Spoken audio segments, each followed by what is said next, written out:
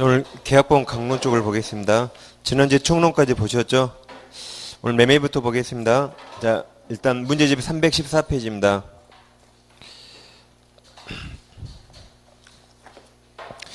이 문제집과 오늘 그 보충 문제 드렸죠? 그 같이 곁들여 보겠습니다. 일단 문제집 314페이지 보시면 2번 문제 보겠습니다. 자, 매매 가능 기술 중 틀린 거죠? 1번 보시면 매도인과 매수인 의무는 특별한 약정이나 관섭이 없으면 당연히 동시에 이행하겠죠? 맞습니다. 2번 매매 계약에 관한 비용은 매도인 부담 틀렸죠? 원칙 쌍방 균분 분담이죠? 균분입니다.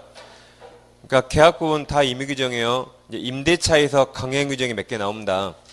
그래서 임대차까지는 다 임의 규정입니다. 특약이 우선해요. 특약 없으면 쌍방 균분 분담이죠? 2번이 틀렸습니다. 3번 매매 당사자 일방에 대한 의무 이행 기한이 있는 때 상대방의 의무 이행에 대해서도 동일한 기한이 있는 것으로 추정한다. 이 맞죠? 그래야 1번처럼 동시행하겠죠? 맞습니다. 법조문 그대로 써놨어요. 4번 매매 목적물 인도와 동시에 대금을 지급할 경우에 인도 장소 맞죠? 우리가 아이스크림 살 때 돈을 어디서 받죠? 물건 어디서 받아요? 마트에서 받죠. 마트. 그 인도 장소입니다. 맞죠? 다음 5번 매매계약 이전 후에도 인도하지 않은 목적물로 생긴 과실은 이 매도인 맞죠? 이거 이제 매수인이 돈 줬다 말 없죠? 5번 읽어보세요. 5번 매수인이 돈 줬습니까? 그런 말 없죠? 돈 주지 않은 걸 전제로 쓴 겁니다. 그래서 요약집 150페이지 한번 펴보세요.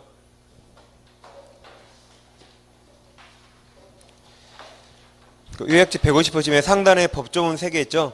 방금 그거 나왔던 거고. 다음 중간에 법조문 587조 있습니까? 거기 587 봐볼게요. 587조는 매수인이 대금 지급하지 않은 겁니다.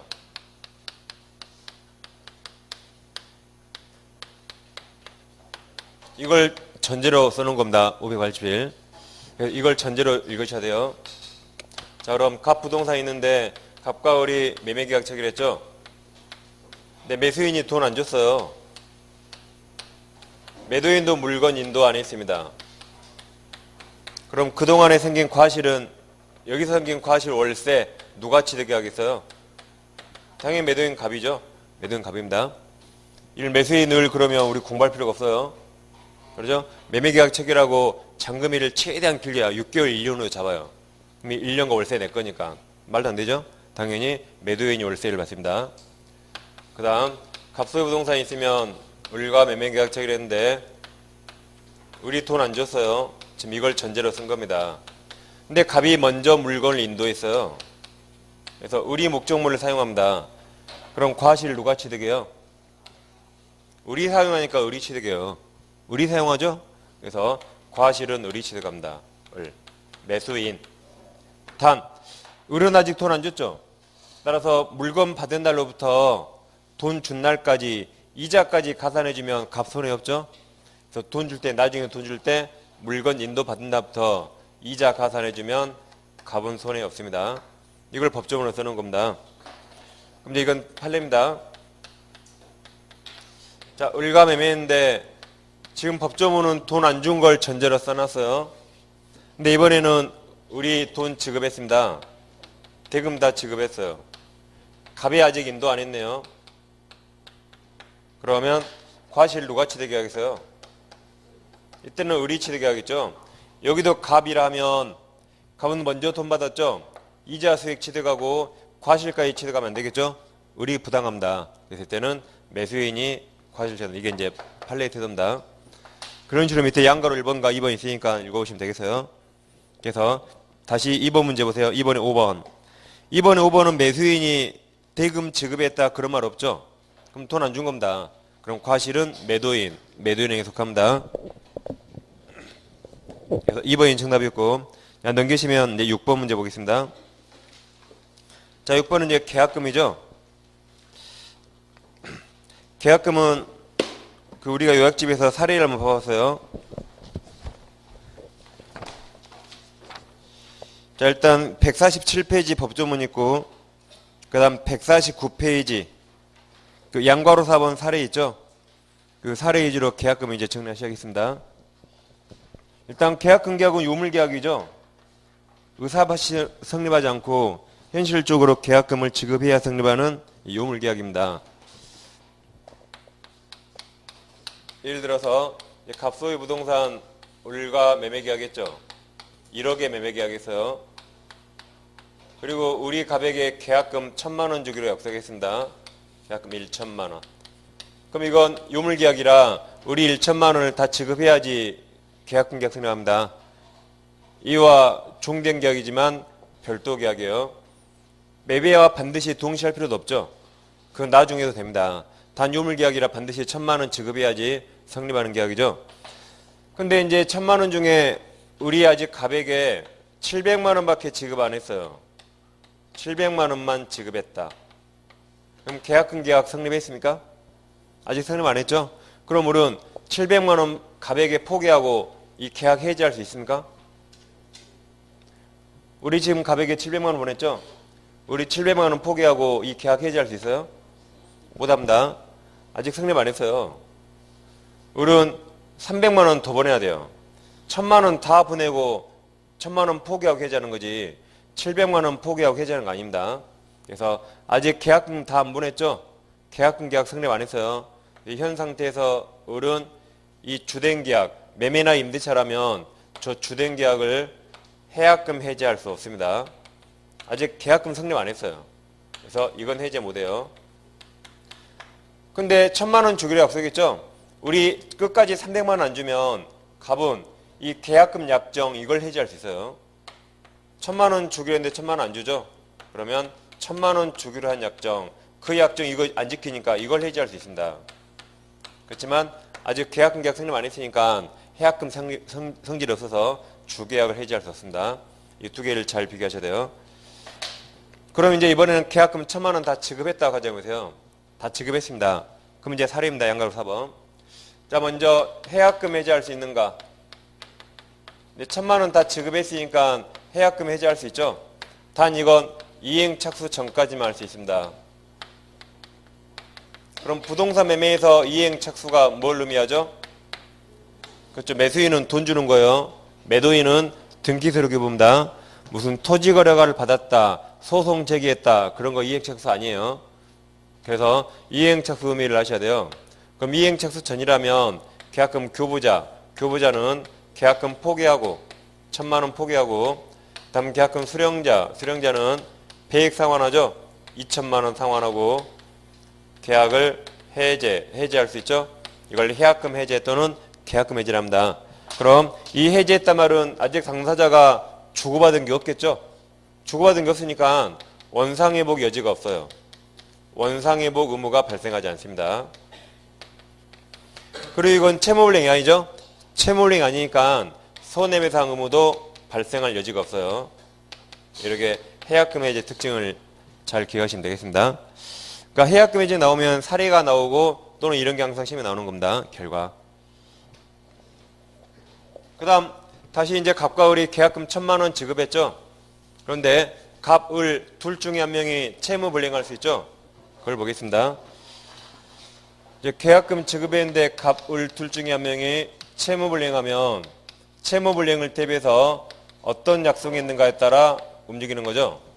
자, 갑과 을이 계약금 1,000만 원 주고받으면서 채무불이행 대비해서 아무 약정 안 했어요. 아무 약정 안 한 경우가. 근데 보통 우리가 이런 약정하죠. 보통은 뭐라 약정하냐면 계약금 교부자가 채무불이행하면 약속 어기면 계약금 몰수당하고 다음 계약금 수령자가 약속 어기면 배액으로 상환한다라고 보통 이런 약정을 하죠. 이건 이 약정 해야 돼요. 이 약정 이런 말 안 하면 아무 약정 안 한 겁니다. 당연히 이러게 했겠지라 하면 절대 안 돼요. 그래서 보통 이런 약정 합니다. 계약서에도 많이 써 있어요. 그럼 약속했으니까 이 약정을 위약금 약정이라죠. 위약금 약정. 그랬을 때 계약금은 위약금 성질을 가지고 이때 계약금은 손해배상 예정으로 추정됩니다. 이 예정으로 추정돼요. 즉 갑과 을은 잘못하면 1,000만 원씩으로 책임지기로 약속했죠. 그럼 1,000만 원 예정하는 겁니다. 따라서 실제 손해가 1,000만 원이 아니어도 1,000만 원 청구할 수 있어요. 반대로 실손해가 1,000만 원을 초과합니다. 그래도 1,000만 원까지밖에 청구 못합니다. 왜 그래요? 약속했으니까. 약속한 대로 하는 겁니다. 근데 분명히 이런 말이 있어야 약속한 겁니다. 채무불이행 대비해서 아무 약속 안 했대요. 그때는 위약금 성질 없습니다. 이때 교부자가 약속을 어겼다. 채무불이행하면 갑이 해지할 수 있겠죠? 갑이 해지할 때 손해배상 청구할 수 있습니다. 그럼 갑은 이때 손해배상을 계약금 몰수할 수 있습니까? 이때 계약금 몰수 못해요. 이런 약속 안 했으니까. 그러죠? 이때 갑은 돈 1,000만 원 그대로 돌려줘요.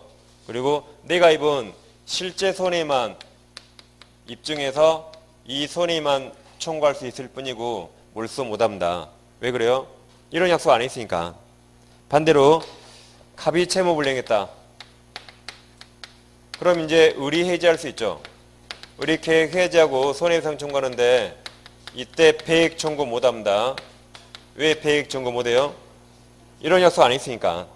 그래서 이때도 내 돈 1,000만 원만 받아요. 내 돈 1,000만 원만 받고 내가 입은 실제 손해를 입증해서 실제 손해만 갑에게 청구할 수 있을 뿐입니다. 이런 식으로 이 왼쪽 오른쪽 완전히 다르다 그랬죠? 계약 성립했어요. 그럼 해약금 해제 물어보면 뭐만 봐야 돼요? 이행 착수했는가 안 했는가만.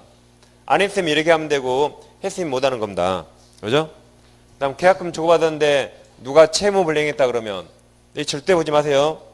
이 우연히 금액이 똑같은 거지 아무 상관없습니다. 그래서 누가 채무불이행하면 채무불이행을 대비해서 어떤 약속했는가 약속한 그대로 움직여요. 약속한 그대로. 왜냐하면 여기는 법조문이었거든요. 이 법조문 없어요. 그러니까 법조문 없지만 약속했죠? 계약자의 원칙. 약속한 대로 움직이는 거 약속한 대로. 그래서 왼쪽 오른쪽 완전히 다릅니다. 자, 그럼 왼쪽 오른쪽 가장 근본 차이가 이쪽엔 법조문 없어요. 법조문 없으니까 이런 약정 안 하면 계약금은 위약금 성질 없는 겁니다. 반대로 이건 법조문이 있거든요. 565조. 자, 그래서 차이가 갑과 을이 계약금 1,000만 원 주고받으면서 우리가 1,000만 원을 해약금으로 사용합시다 라고 약정 안 해도 이거 할 수 있어요. 이거 법에 써 있으니까. 법에 써 있으니까. 다시 계약금 1,000만 원 주고받으면서 이 1,000만 원을 해약금 용도로 사용합시다 라고 약정 안 해도 이거 할 수 있어요. 이 법에 있으니까. 반대로 계약금 1,000만 원 주고받으면서 우리가 저 계약금 1,000만 원을 위약금으로 사용합시다 라고 특약 안 하면 위약금 성질 없습니다. 왜 그래요? 법이 없으니까. 그럼 이렇게 되는 거예요. 다시 계약금 1,000만 원 주고받으면서 우리가 계약금 1,000만 원을 위약금 용도로 사용합시다라고 특약 안 하면 위약금 성질 없습니다. 법이 없으니까. 이렇게 특약해야만 계약금이 위약금 성질 갖는 겁니다. 그래서 여기는 법조문이 있고 여기는 법이 없으니까 그래 근본적으로 달라요. 자, 그럼 문제를 풀어보겠습니다. 자, 문제집 317페이지 보세요. 6번 문제. 다음 계약금 기술 틀린 거죠? 1번 매매계약에 있어서 일방이 제공한 계약금은 반대 약정이 없는 한 해약금 맞아요. 법에 써 있으니까. 위약금 성질 없어요. 해약금 성질은 있습니다. 법에 써 있으니까. 2번 매매계약에 있어서 계약금 간의 약정이 있다 하더라도 현실로 계약금 전부 또는 일부를 지급하지 않은 상태에서는 매도인은 계약금 폐익 상환하여 계약 해지할 수 없다. 맞았죠? 아까 700밖에 안 줬대요. 그럼 아직 계약금 계약 성립 안 했죠? 그러니까 주된 계약, 매매나 임대차 계약 해지할 수 없어요. 이렇게 1,000만 원 다 지급해야만 이 해지할 수 있습니다. 다음 3번 계약금 당연히 증약금 성질 있죠? 자, 4번 계약금은 당사 사이에 달리 약정이 없는 한 위약금 틀렸죠? 근데 해약금이 해약금 성질 같습니다. 법에 써 있으니까. 위약금 성질은 반드시 이런 특약해야만 위약금 성질을 갖습니다. 다음 4번이 답이죠. 5번 매수인이 중도금을 그 이행 기전에 지급했다 해도 그럼 이건 이행 착수 인정되죠? 그래서 중도금 지급일자보다 먼저 준 것도 이행 착수에 해당합니다. 그 다음 매도인은 원칙적으로 계약금 폐익 상환에서 계약 해지할 수 없습니다. 이행 착수했으니까. 4번이 답이죠. 다음 넘겨보시면 자 8번 문제 보겠습니다. 네, 8번은 뭐 가불명 나왔죠? 그리고 틀린 거 그러면 항상 답이 4번으로 오면 그랬어요. 기출문제만. 우리 문제도 마찬가지지만.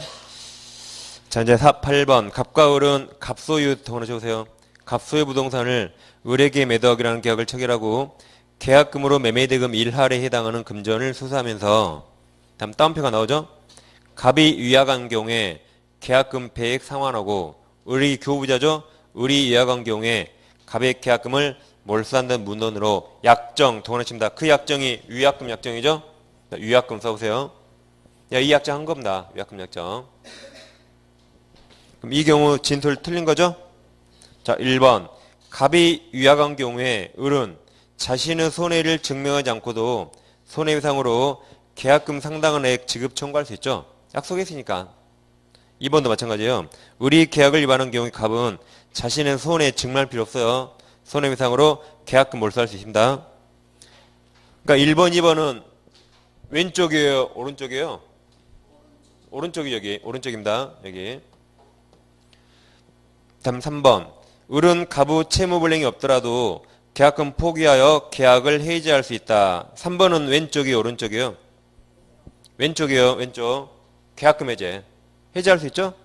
채무불이행 아무 상관없어요. 이행착수 전이라면 해약금 해지할 수 있습니다. 4번. 을이 위약한 경우에 갑은 자신의 그로 인하여 실제로 입은 손해가 계약금 상당액을 넘은 때에는 원칙이죠. 원칙적으로 이를 입증하여 그 넘는 액을 별도로 청구할 수 있다. 틀렸죠? 문제에서 뭐라고 약속했어요?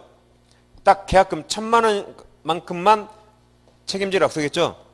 그럼 실제 손해가 1000만 원을 초과해도 1000만 원까지만 청구할 수 있어요. 1000만 원까지만. 왜 그래? 약속했으니까. 실제 손해가 2000이래요. 그래도 약속한 1000만 원까지만 청구할 수 있습니다. 약속했으니까. 그러면 초과손해, 계약금 초과손해 받고 싶으면 이렇게 약속해야 돼요. 약속하면 돼요. 이렇게 약속하고 플러스 만약에 계약금을 초과하는 손해 발생하면 이 손해도 배상하자고 약속하면 돼요. 그러면 위약금 약정 플러스 계약금 초과한 손해도 배상하기로 약속했죠. 그럼 그때 그 계약금 초과한 손해 다 배상하는 겁니다. 약속했으니까. 약속했으니까 뭐든지. 뭐든지 약속대로하는 겁니다. 그래서 이때는 약속 안 했죠? 여기 4번은 이 약속만 했어요. 이 약속만. 그럼 계약금만 가지고 책임지는 겁니다. 4번이 틀렸죠? 5번 갑은 을이 일단 중도금 지급 도안을 칩니다. 그럼 이행 착수했죠? 그럼 더 이상 이제 해약금 해지 못합니다. 중도금 지급한 후에 계약금 배액 상환함으로써 계약 해지할 수 있는 방법은 취할 수 없게 됩니다. 4번이 정답이고. 자 9번 보세요. 계약금 설명 옳지 않은 거죠? 1번 계약금 계약은 요물계약으로서 이렇게 맞았죠? 주된 계약 성립 이전에 또는 동시에 해야 한다. 틀렸죠? 후에도 상관없어요. 1번이 답이고. 자 2번 당사자의 특약이 없는 한 계약금 해약금 성질 있죠? 3번 해약금에 의한 해제의 경우에 손해배상 초음권 여기 이런 거 다 발생하지 않습니다. 4번 계약금을 위약벌 또 하나 쳐보세요. 위약벌. 위약벌이 이 의미를 쓴 거예요. 이거. 초과 손해까지 배상하자고 약속한 걸 말합니다. 위약벌 여기서. 다시 위약벌 넣어서 교부한 경우 채무불이행에 따른 별도 손해, 그러니까 초과 손해 있다면 초과 손해 청구할 수 있어요. 약속했으니까. 4번은 이제 시험에 나온 적 없죠. 4번은. 그냥 계약자의 원칙상 가능하다 이 말이고 뭐 시험에 나온 적 없습니다. 5번 당사자가 계약금을 위약권한다는 약정을 한 경우에 한해 손해배상액 예정을 갖죠. 맞습니다. 약정 안 하면 손해배상 예정 없어요. 이런 약정 했을 때만 손해배상 예정 성질 같습니다. 1000만원. 1000만원. 그래서 1번이 답이죠. 다음 넘기시면 자 10번 문제. 부동산 매매계약 당사자 일방이 이행 착수할 때까지는 매수인은 계약금 포기하고 매도인은 그 배액을 상환함으로써 매매계약 해지할 수 있는데 다음 중 이행 착수에 해당하는 경우 그랬죠? 자 기억 보세요. 매수인이 중도금 지급액 가름 대신해서 제3자에 대한 대여금 채권이 막 1억이다. 1억을 매도인에게 양도했다. 그럼 돈 줬죠? 이행 착수한 겁니다. 2번 니은 매수인이 매도인 동야의 중도금칙을 위하여 은행 예금이죠. 은행 예금을 교부한 경우 어음이네. 어음. 그럼 현금이나 어음이나 똑같죠? 이행착서 한 겁니다. 맞아요. 디귿. 매도인이 매매 잔대금칙을 구하는 소송을 제기. 이행착서 아니에요. 부동산 매매에서 이행착서가 뭡니까? 이 매매계약 이행. 매매계약 이행이에요. 매매계약 이행이란 매수인은 돈 주는 거, 매도인은 등기서류 교부. 그게 이행착서입니다. 소송 제기 이행착서 아니에요. 그리고 리을. 매수인이 이전 등기 청구 소송을 제기해서 1심에서 승소 판결 받았다. 돈 주거나 등기한 거 아니죠? 이행착서 아니에요. 미음. 토지걸 허가받았다. 이행착서 아닙니다. 그래서 기업과 니은만 이행착서죠. 1번이 답입니다. 그 다음에 11번 보세요. 매도인 의무 가능 내용 중 바르지 못한 겁니다. 1번 매도인은 매매 목적물인 권리를 그의 아무런 법적 부담이 없는 상태로 이전해 줘야 한다. 맞죠? 원칙적으로 만약에 가압류가 있다. 그럼 가압류 말소하고 소유권 넘겨야겠죠? 이게 원칙입니다. 자, 2번 매매 목적 부동산에 저당권 등기가 있으나 그 저당권 피담은 채권이 소멸되어 저당권 자체가 소멸되었다면 즉 심법기 피 혼나죠? 말소 등기 없이 저당권 무효. 그 다음 매도인이 그 저당권 등기까지 말소해 주어야 할 의무가 있다죠? 있다. 당연히 돈 다 갚아서 저당권이 무효이더라도 무효인 저당권 등기 말소해 줘야겠죠? 돈 드니까. 그래서 2번이 틀렸습니다. 3번 매매 목적물에 종물이 있을 때 그에 관한 권리도 당연히 이전해 줘야겠죠? 주유소 팔면서 주유기만 안 넘긴다요. 말이 되면 그게? 특약하고 있으면 당연히 넘겨야겠죠? 자, 4번 부동산 매도인은 등기뿐만 아니라 그 목적물 점유도 함께 이전하겠죠? 맞습니다. 5번 매도인의 의무 이행 기한에 관한 정함이 없는 경우 매수인의 의무 이행 기한에 관한 정함이 있는 때 매도인의 의무 이행에 대해서도 동일한 기한이 있는 것으로 추정한다 그랬죠? 아까 했던 겁니다. 그래서 2번이 정답입니다. 그 다음 13번 문제. 매매 기술 틀린 거죠? 1번 아까 했던 거죠? 매매 목적물 인도와 동시에 대금을 지급할 경우에 그 인도 장소가 대금 장소입니다. 2번 매수인이 동시에 이행 항매권을 원용할 수 있는 경우일지라도 매도인이 상당한 담보를 제공할 때 매수인은 대금 지급을 거절하지 못한다. 뭐 13번은 그냥 참고로 보시면 됩니다. 그냥 뭐 시험에 나온 적 없으니까 그냥 인정되는 거. 이것은 판례는 아니고 그냥 학설이 인정하는 겁니다. 다음 3번 아까 했죠? 매매계약이 있은 후 아직 인도하지 않은 매매 목적으로 생긴 과실은 그럼 매수인도 돈 안 줬죠? 돈 줬단 말 없으니까 그럼 매도인 맞아요? 매도인에 속한다. 이제 4번 매매 목적물 인도하기 전이어도 매수인이 매매 대금을 완납했다면 그럼 매수인은 돈 줬죠? 매도인은 물건 안 넘겼죠? 그럼 과실 누가 취득해요? 아까 매수인 맞습니다. 5번 해약금에 한 해지의 효과는 채권관계를 소급적으로 소멸케 하는 것이며 이게 맞아요. 다음 당사 사이에 그 뒤에 다 틀렸죠? 손해배상이나 원상회복 문제 생기지 않습니다. 그래서 5번이 정답입니다. 다음 오른쪽에 15번 와보세요. 매매 틀린 거죠? 자 1번 매도인이 매매 목적이 된 권리 이전할 의무와 매수인의 대금 지급 의무 동시에 하겠죠? 자 2번 했으니까 읽어보세요. 자 3번 매매 목적물을 종류로 지정한 경우 즉 이렇게 하는 거죠? 에어컨 사려고 우선 삼성 에어컨 A 모델을 샀어요. 그러면 삼성 에어컨 이 A 모델 수만 개 중에 하나가 나한테 오겠죠? 그러죠? 그런 말입니다. 다시 3번 매매 목적물 종류로 지정했어요. A 모델 하나라고 지정한 경우 그 후 이제 우리 집을 하나 오겠죠? 그게 특정된 겁니다. 그 특정된 목적물 우리 집에 하나가 왔어요. 목적물에 하자가 있는 때 경우에 따라서 계약 해제 에어컨이 아예 따뜻한 바람이 안 나와요. 그럼 계약 해제 사용할 수 없어요. 또는 약간 고장났다. 그럼 손해배상 요구 또는 아예 하자 없는 물건을 다시 달라 청구할 수 있죠.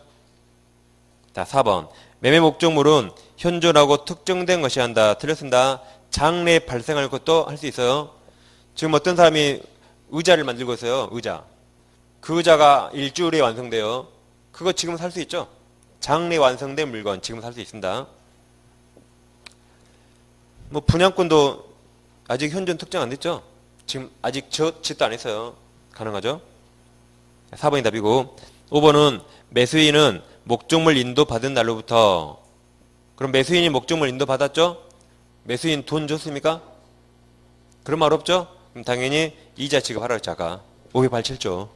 그래서 587조 내게 중간중간 질문 하나씩 나오니까 잘 알고 계셨다가 돈 안 준 걸 전제로 썼다는 걸 반드시 기억하셔야 돼요. 그러고 나면 그 전제가 없으면 5번 같은 게 이해가 안 되잖아요.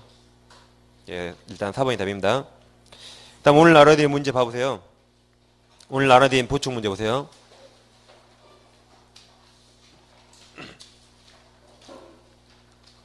자, 1번 보세요. 매매에 관한 설명 틀린 거죠? 1번 작년 문제입니다. 매매 비용을 매수인이 전부 부담한다는 약정 도넛입니다. 그럼 그 약정 유효죠? 임의 규정이니까 다 약정이 우선. 2번 지상권은 매매의 같은 말이 무슨 두 글자로 뭐죠? 매매와 같은 말이 두 글자로 뭐예요? 매매와 같은 말 두 글자로 양도.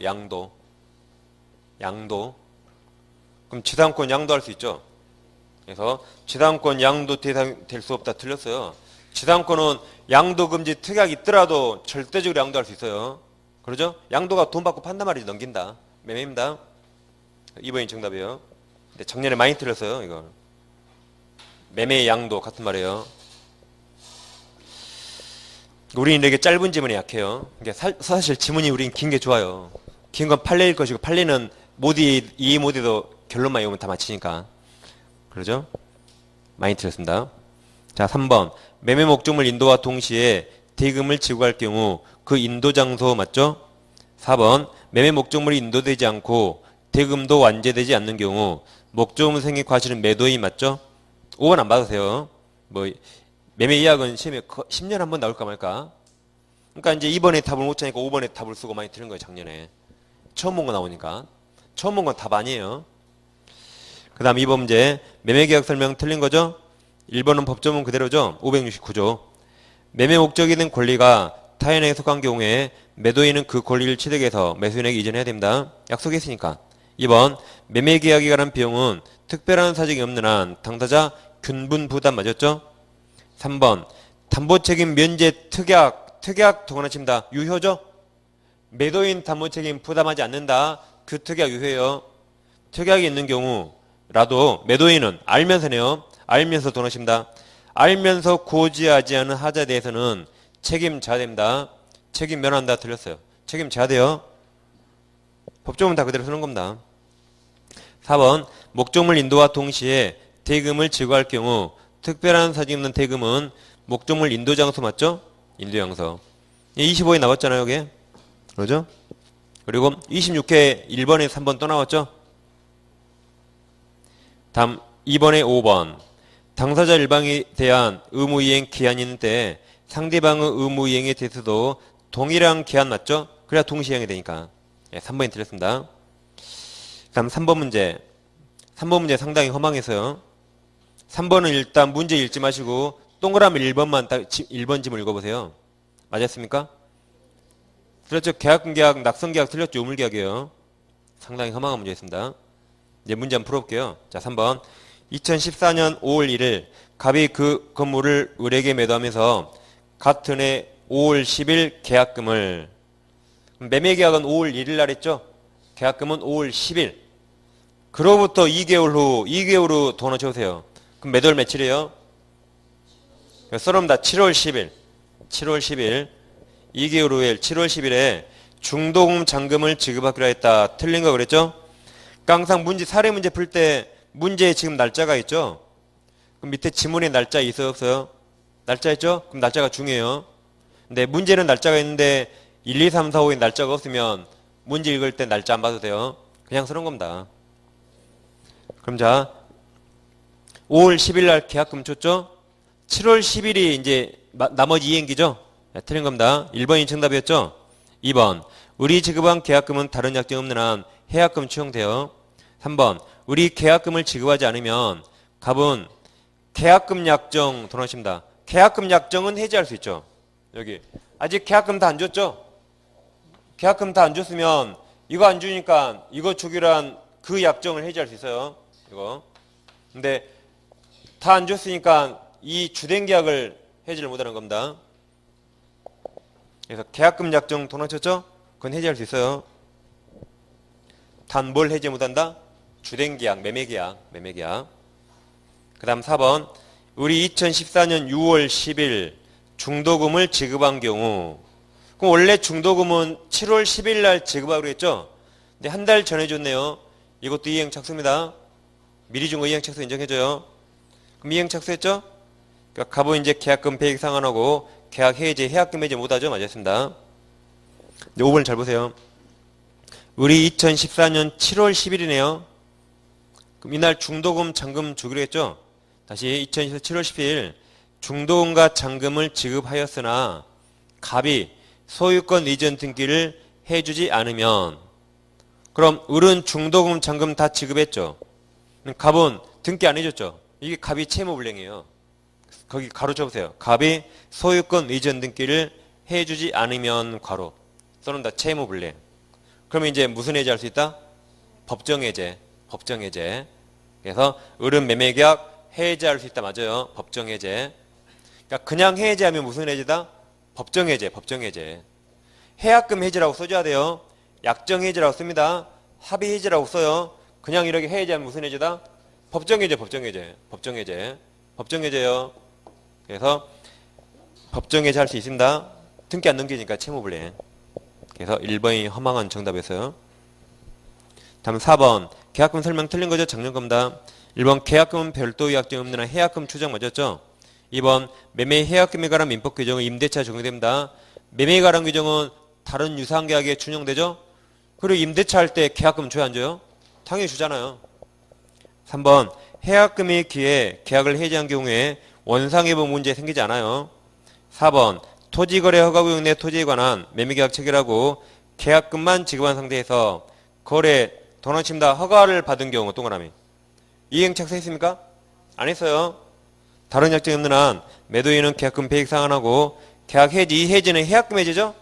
앞에 배액 상환 써줬으니까 그럼 해약금 해지 할 수 있다죠? 있다. 없다. 드렸습니다. 5번은 세 번째 줄에 소송제기 동그라미 소송제기. 소송제기 있습니까? 이행 착수했어요? 안 했죠? 그럼 해약금 해지 할 수 있어요. 그래서 4번이 정답이었습니다. 다시 이제 문제집 와보세요. 여기까지 하고 이제 매도인 담보 책임 쪽을 하겠습니다.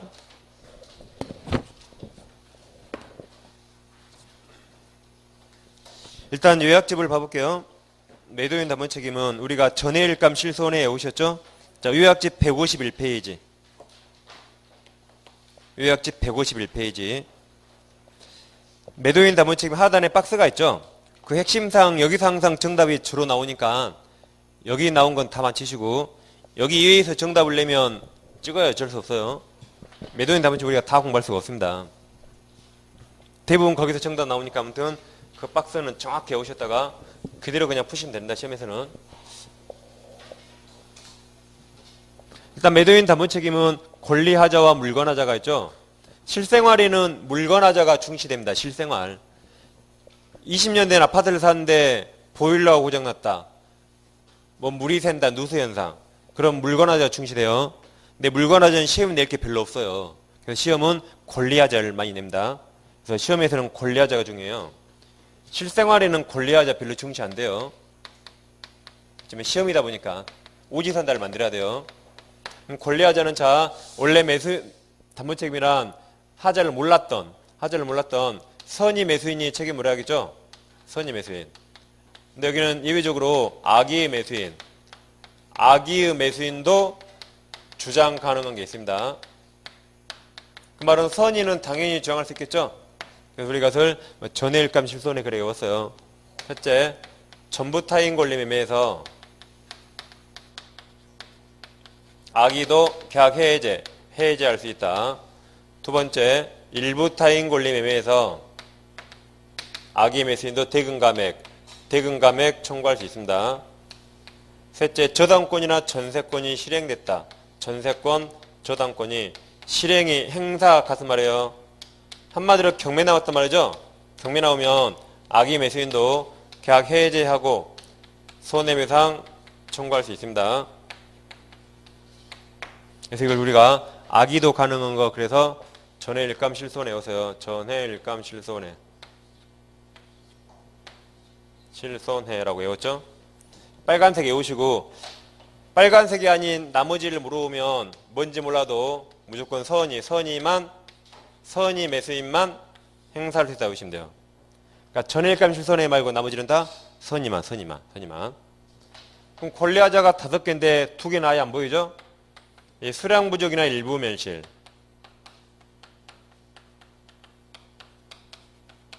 그 다음 부동산을 샀는데 용익적 제한 때문에 사용하기 힘들대요. 여기는 아예 빨간색 없죠? 여기는 뭐든지 선의만. 그러니까 이런 말 나오고 악이 있다 무조건 틀려요. 여기 무조건 선의만. 이 빨간색만 악의도 가능합니다. 그 다음 이거 행사기간이 있어요. 행사기간 1년인데 1번과 3번 이 2개는 행사기간 1년 제한 없어요. 1년 지나도 행사할 수 있습니다.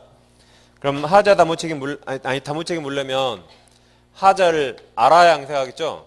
그럼 하자를 몰랐던 사람은 하자를 안날로부터 1년 내 행사해야 되고, 하자를 알았던 악의 매수인은 계약일, 안날이 계약일이죠. 그날 알았을 거 아니에요. 안날 이때부터 1년 내에 행사하면 됩니다. 근데 아까 1번, 3번은 1년 기간 없어요.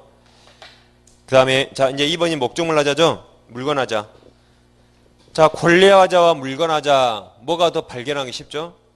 물건하자. 그러니까 물건하자는 악의 매수인은 절대 책임 못 물어요. 선이면서 무과실이 매수인만 담보 책임 물을 수 있습니다.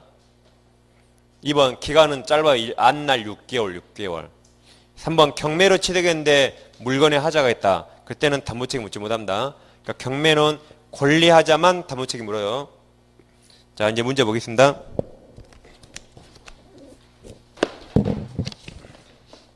일단 오늘 나눠드릴 문제 봐보세요. 5번 문제.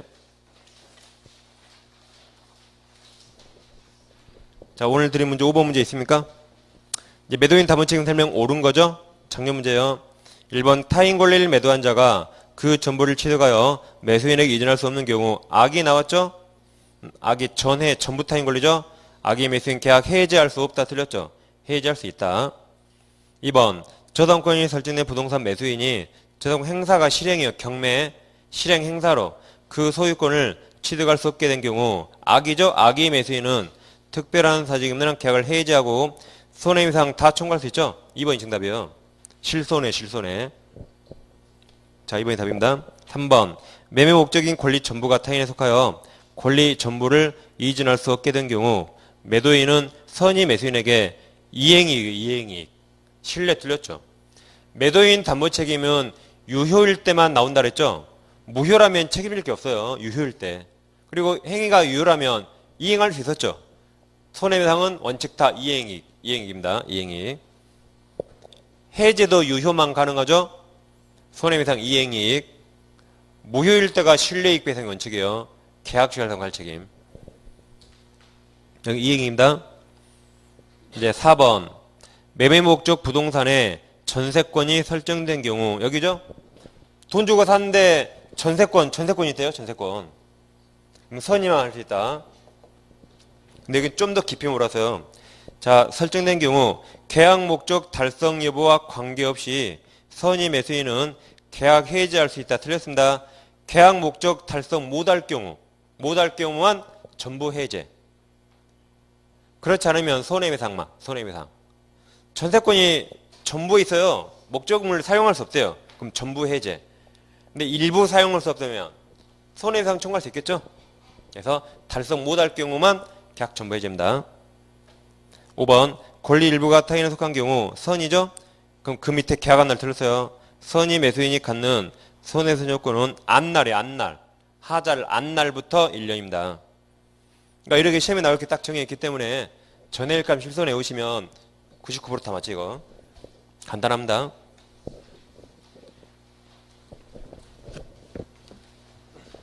자, 이제 문제집 봐볼게요. 324페이지죠? 자, 문제 16번 보세요. 16번. 16번 보세요. 매도인 담보 책임 내용으로 대금 감액 청구권이 민법상 명시적으로 인정되는 자 그랬죠? 그러면 당황하지 마시고 우리가 아는 암기법 있어요. 여기요. 악입니다. 일부 타인 권리 악의 매수인. 그게 답이에요. 그냥 찾아보세요. 번이에요. 1번이죠? 권리 일부가 타인의 그런 경우 악의 매수인. 1번이 답이에요. 1번. 그러니까 이것만 외우면 답 다 찾아요. 이것만 외우시면. 이 문제 제가 낸 거 아니에요. 이거 16번. 제가 내 문제를 재앙기법 풀면 제가 사기꾼이에요. 네, 제가 안 낸 문제를 재앙기법 풀면 암기법이 좋은 겁니다. 물론 암기법을 풀 수 있는 문제만 제가 지금 풀고 있어요. 지금 물론 그러기도 하지만 아무튼 기출문제는 다 풀어도 거의 모든 문제는 다 1번이 바로 답이고 이건 그냥 단답 밑에는 보지도 마세요. 자, 이제 18번. 갑을 사이의 엑스토지 1000평에 대한 매매계약이 성립하였다. 매도인 갑의 담보 책임 틀린 거죠? 1000평 매매했죠? 1번. 엑스토지 전부가 갑 소유가 아니고 병 소유이며 그럼 전부 타인 권리죠? 갑이 그 권리를 취득하여 을에게 이전할 수 없는 경우에 매수인 을은 자신의 선의 악이 묻지 않고 계약 해지할 수 있다. 맞았죠? 악의도 해제 가능. 악의도. 그래서 맞습니다. 악의도 가능하니까. 2번 1000평 중 300평이 갑소유이며 그럼 일부 타인 권리죠? 일부 타인 권리. 300평이 다른 사람 소유래요. 아, 병소유라 했습니까? 병소유이며 갑이 그 권리를 취득하여 을에게 이전할 수 없는 경우에 을은 자신의 선의 악의를 묻지 않고 대금 감액 청구할 수 있죠? 악의도 감액 청구. 맞습니다. 3번 엑스토지의 지상권이 설정되어 있는 경우에 여기죠? 돈 주고 샀는데 지상권 때문에 사용하기 곤란하대요. 여기. 그 다음 을이 그 사실을 알았네요. 알고 있다면 갑 책임지지 않죠? 선의만 뭔가 물을 수 있으니까 선의만. 자, 4번 갑을이 1000평 소량을 지정하여 매매하였으나 엑스토지 실제로는 800평밖에 되지 않는 경우 그럼 여기네요. 수량부적. 수량부적이죠? 그럼 선의만 뭐뭐할 수 있다. 을은 자신의 선의 악의 묻지 않고 대금 감액 청구할 수 있다. 틀렸죠? 이제 선의만 뭔가 선의만. 악의가 틀렸습니다. 4번이 답이고 5번 엑스토지의 저당권이 존재하여도 그 사실만으로는 일단 아무 책임 안 집니다. 매매할 때 저당권 있었죠? 잔금 줄 때 말소하면 되잖아요. 말소 못할 때 책임 물으면 되겠죠? 그래서 일단 아무 책임 안 져요. 그래서 4번만 틀렸습니다. 정확히.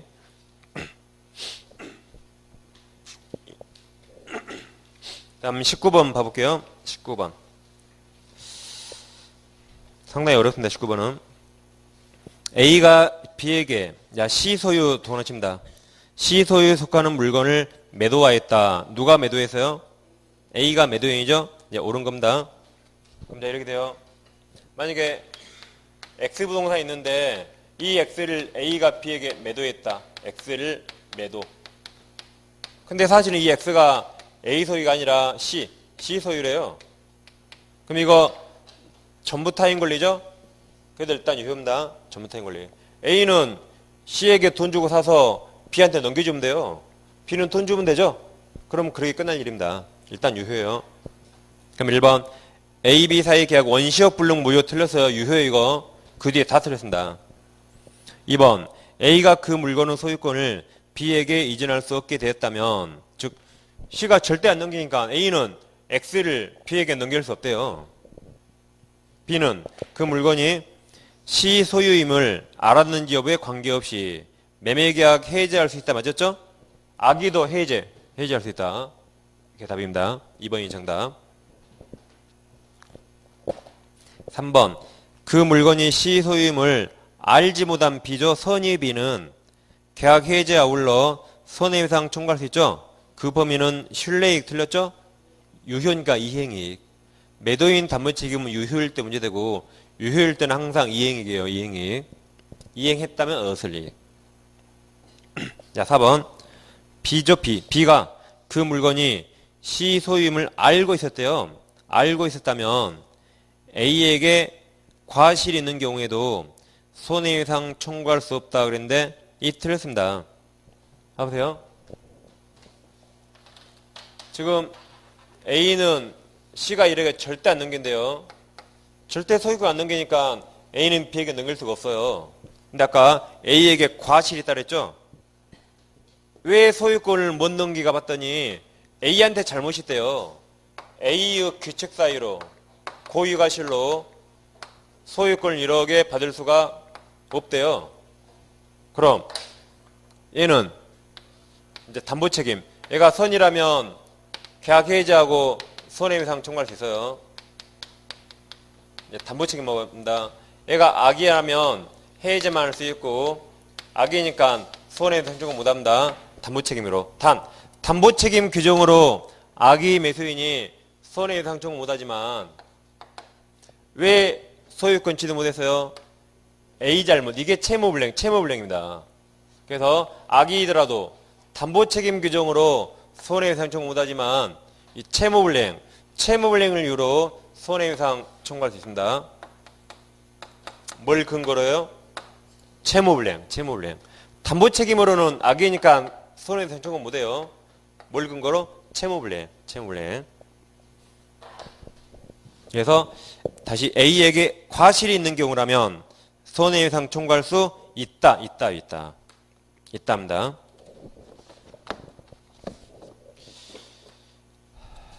그래서 자, 요약집 152페이지.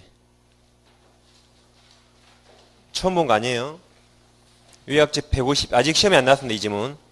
150페이지 상단에 양괄호 1번 권리하자 담보책임 되어 있고, 동그란 1번에 동그란 2번 손해배상 청구 있죠?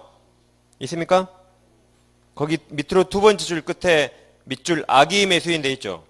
악의 매수인은 밑으로 두 번째 줄 밑줄 채무불이행이죠? 채무불이행 규정이죠. 자, 계약해지하고 뭐 할 수 있다? 손해배상. 무슨 규정? 채무불이행. 그때 했었어요.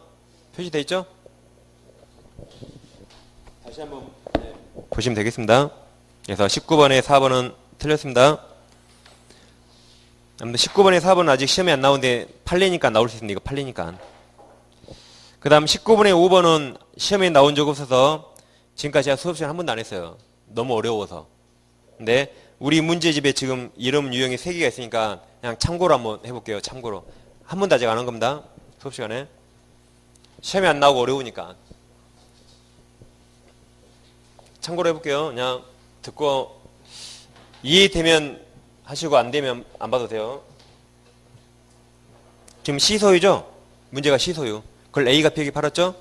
자, 만약에 시소유 X부동산 있어요.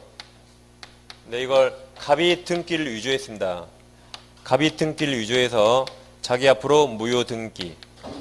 무효죠? 그리고 이걸 A에게 팔았어요. A에게 등기. 그럼 A는 보통 이거 모르고 샀겠죠. 돈 주고. A가 선이 뭐가 싫다. 지금 A와 C가 그 문제 A씨예요. 갑만 지금 문제 없는 사람입니다. 이걸 다시 B에게 팔았대요. 얘도 선이 뭐가 싫다. 즉 위조 사실 당연히 모르겠죠. 이거 모른다 해보세요. 이렇게. 자, 그럼 이 등기 다 무효죠. 이 당연히 무효예요. 무효 등기. 이것도 당연히 무효. 다 소유권 취득 못했습니다. 그럼 이건 갑은 자기 소유물이 아니죠. 전부 타인 권리 매매예요. 전부 타인 권리. C 거 가지고 지금 C 걸 판 겁니다. 다 등기 무효니까. 이것도 C 소유예요. 둘 다 전부 타인 권리 매매, 전부 타인 권리 매매한 겁니다. 그래서 다 소유권 무효예요. 그럼 B는 A한테 책임 물으면 되겠죠? A는 갑에게 책임 물으면 돼요. 걔 매도인 담은 책임. 다시 B는 누구한테 책임 물어요? A에게. A는 갑에게 책임 묻는 겁니다. 매도인 담은 책임. 그럼 B가 선이라면 계약 해지하고 A한테 손해배상 청구할 수 있어요. 그러죠?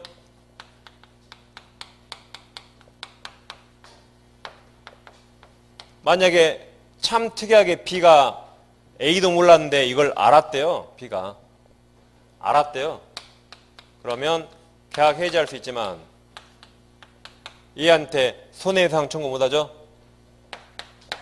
암기법 그대로요. 그럼 자, 지금까지 한 건 다 한 거예요. 여기까지. 소시는 다 한 겁니다. 전부 타인 권리 매매 악의는 해지할 수 있다. 근데 뭘 안 했냐면 이 매도인도 등기 무효인지 몰랐죠. 위조 모르니까. 다시 매도인도 내가 소유자가 아니라는 걸 나도 몰랐어요. 위조 사실을 몰랐으니까. 그럼 선의 매도인도 이 계약 해지할 수 있습니다. 매수인만 아니라 다시 선의 매도인. 내가 소유자 아닌데 그걸 몰랐대요. 선의 매도인도 계약 해지할 수 있다. 그냥 하는 거 아니에요. 이때 손해배상 해주는가 안 해주는가 문제 되는데, 얘가 선이라면 A한테 손해배상 청구할 수 있죠. 그러니까 B 상태에 따라서 B가 선이면 A는 B한테 손해배상 해줘야 돼요. 근데 B가 악이라면 B는 A한테 손해배상 청구 못하죠. 그러니까 A가 해지할 때 B가 알았다면 그때는 B한테 손해배상 해줄 필요 없습니다.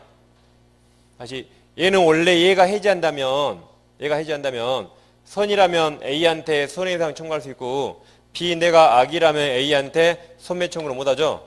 그럼 A도 내 등기 무효인지 몰랐대요. 그자도 해지할 수 있어요.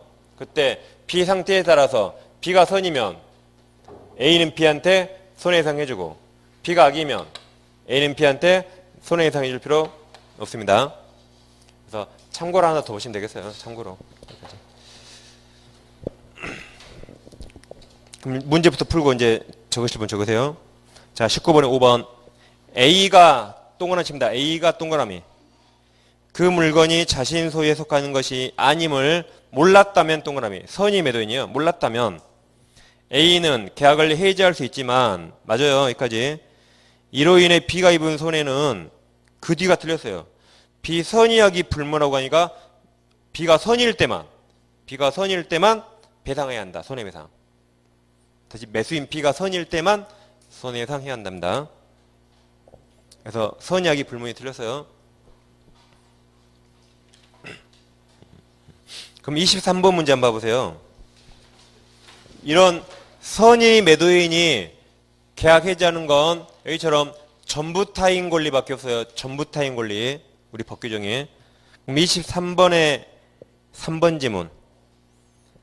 매매계약 당시의 매매 목적물이 타인 소임을 알지 못한 동원아 칩니다. 선의 매도인 동원아 칩니다. 선의 매도인이 그 재산권 일부가 틀렸어요. 전부예요. 전부. 타인 권리, 전부 타인 권리만 가능해요. 전부를 이전할 수 없게 된 경우 그 계약 해지할 수 있다. 선의 매도인도 계약 해지할 수 있다. 전부 타인 권리만. 일부 타인 권리는 그런 거 없어요. 그러니까 일부가 틀린 겁니다. 다시 21번 보세요. 21번. 문제 봐보세요. 타인 권리 매매에 있어서 매도인이 그 권리를 매수인에게 이전할 수 없는 경우 설명 옳지 않은 거죠. 그럼 동그라미 2번. 매도인이 선인 경우 매수인에게 손해배상하고 계약 해지할 수 있어요. 예, 매도인이 선일 때 얘도 선이란 전제하에 손해배상하고 매도인도 계약 해지할 수 있습니다. 네, 3번. 위 2번의 경우가 매도인이 선인 경우 그 말이에요. 그 다음에 동원어 쳐보세요. 매수인이 동원어 칩니다. 그 권리가 매도인에게 속하지 아니함을 안 경우 동그라미. 그럼 해지하고 손해배상 청구할 필요 없죠? 아니, 손해배상 할 필요 없죠? 안 경우에 매도인은 매수인에게 그 권리 이전할 수 없음을 통지하고 계약을 해지할 수 있다. 맞아요. 이때는 손해배상 해줄 필요 없습니다. 이때는 손해배상 해줄 필요 없어요. 매수인이 알았으니까. 그래서 여기까지 하나 더 추가해서 문제 풀이 때 하나 보시면 되겠습니다. 딱 하나 중요한 거예요. 이거. 아직 시험에 안 나올 건데 나와도 정답으로 안 나올 거예요. 이거 분명히. 나온 적 없어요. 근데 문제집이 하도 많이 있으니까 본 겁니다. 이해 안 되면 안 봐도 돼요. 갑자기 분위기가 안 좋아졌는데. 그럼 자 21번 마저 다 풀어볼게요. 자 21번에 1번. 선의 매수인은 당연히 계약 해지하고 손해배상 청구할 수 있죠. 다음 4번. 부동산 매수인이 소유권 이전 등기를 하지 않은 채 이를 제3자에게 전매한 경우에 타인 권리 매매에 해당하지 않습니다. 아직 매수인이 소유권 취득 못해서도 소유권 취득할 지위에 있죠. 이건 근데 4번은 뭐 판례가 아니니까 참고로 보시면 돼요. 그냥. 문제, 실제 시험에 나오기는 좀 약간 4번이 힘들어 보여요. 오답 여지가 있으니까. 자, 5번. 권리 일부죠? 일부가 타인에게 속한 경우에 매수인이 대금 감액 청구하기 위해서 선의 무과실을 틀렸죠? 악의도 가능해요. 악의여도 대금 감액 청구할 수 있죠? 그러니까 선의 무과실 다 틀린 겁니다. 악의도 가능, 악의. 그래서 정답은 5번입니다.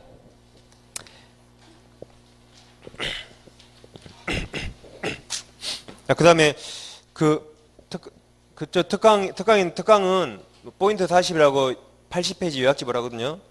그리고 19태 과정은 제가 판례 특강을 안 해서 그때 하려고 안 했어요. 19태 3주가 있죠 아마? 그때 과정 때 판례란 중요 판례 한 150개 정도 할 겁니다. 비교해서. 그리고 특강 교재는 80페이지짜리 따로 있어요. 제가 이전에 한번 말씀드렸어요. 제일 처음에. 이게 제 작년 요약집이에요. 작년 거. 이제 빨간색이 작년에 다시면 나온 거예요. 특히 계약법에서 다 나왔어요. 계약법. 계약법 약하신 분들.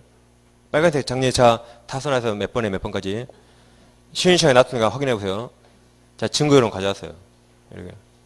그래서 작년에 정답 지문 22개 포함해서 총 105개 지문 그대로 나왔어요. 그대로 나왔어요. 토시 하나 안 틀리고. 자, 선생님이 다 그러죠. 내가 한 거 다 나왔다고. 그거 다 거짓말이에요. 네, 저는 증거를 다 가져왔으니까. 최종 자료를 보시면 되고. 저기 대댓게 맡겨둘 테니까 확인해 보세요. 이런 거 하는 겁니다. 자, 그럼 이제 10분 쉬가고 하겠습니다.